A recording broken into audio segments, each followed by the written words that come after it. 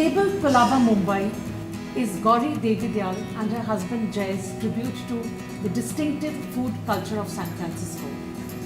A restaurant known for its pure and fresh flavors and an ingredient-driven menu, this restaurant has been wowing the palate of foodies for 5 years now. Started in 2011 by the duo, Gauri herself is a qualified CA and actually made a foray into the food business because of her culinary enthusiasm. She is here with me today and is going to share secrets about her entrepreneurial journey and her success mantras. Hi Gauri. Hi, Vinny. This is a tough being an entrepreneur, Gauri.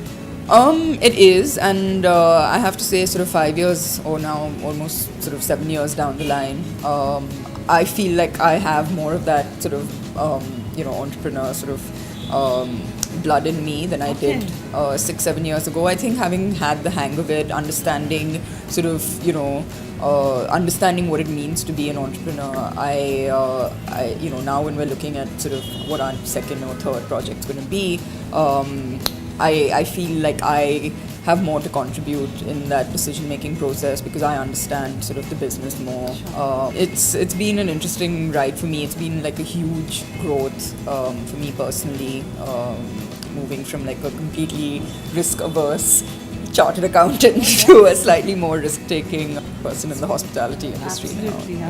that sounds very interesting. Tell me, Gauri, were the initial years tough?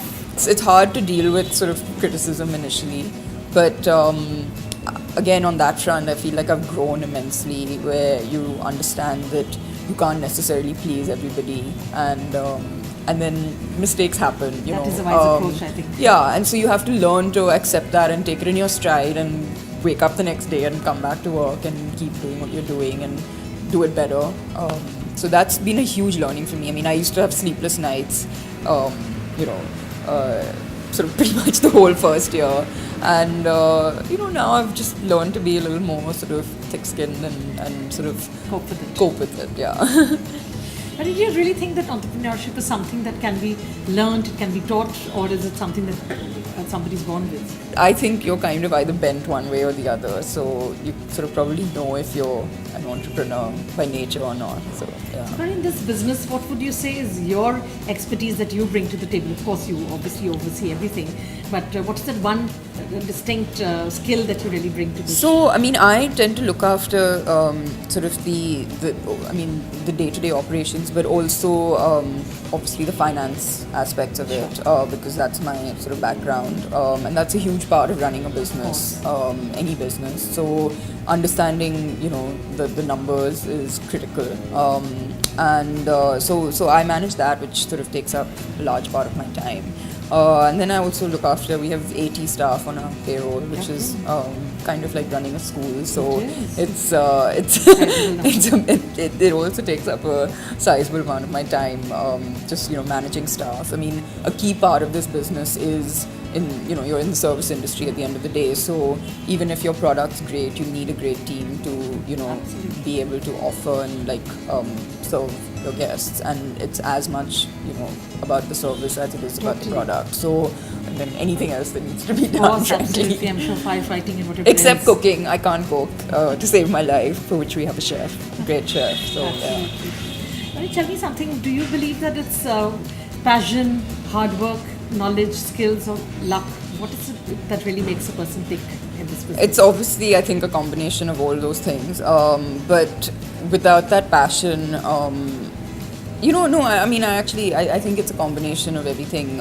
So the passion is key, because it does take a lot out of you when you have to set up your own business from scratch. So you've got to feel, really strongly about it, not do it because someone else has told you to do it, absolutely. or, you have to sort of wake up every morning and sort of, get to work and be happy to get to work and lead other people, who are working for you. So passion is really key.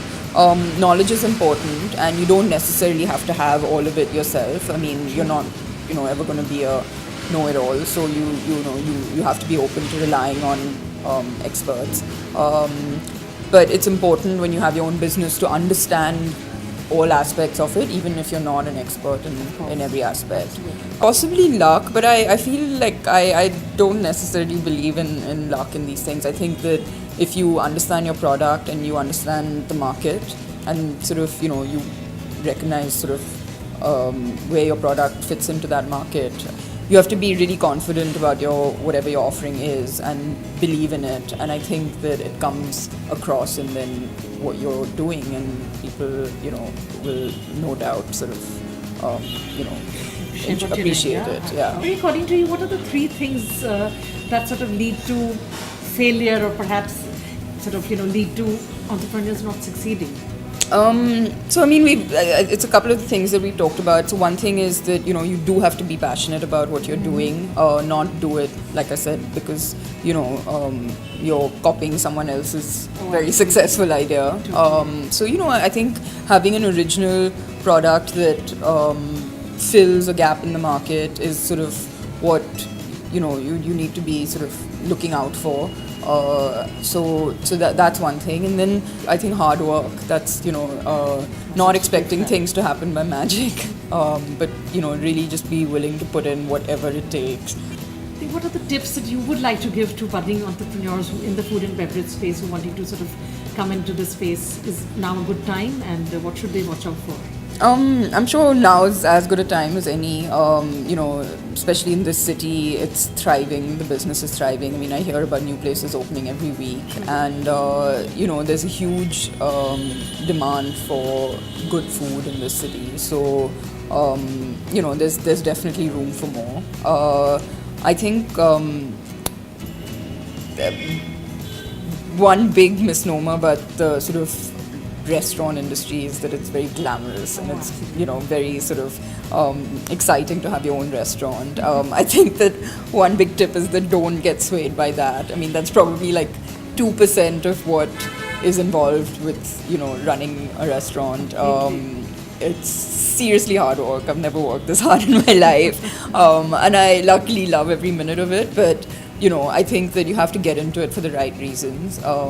I can't cook to save my life, but I love eating. I sort of, I feel really sort of, I'm excited about eating all the time. You can probably tell. But, so I think that get into it for the right reasons is sort of my biggest tip to anyone who's looking to do it.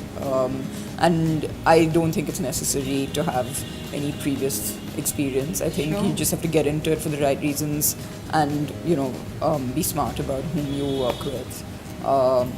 And yeah, I mean, I think anything's possible. Great, wonderful. Thank you so much, Gauri. No problem. That was Gauri Devidayal at the table sharing her success mantras. If you enjoy watching Minnie's Food Pandas, do subscribe to our channel.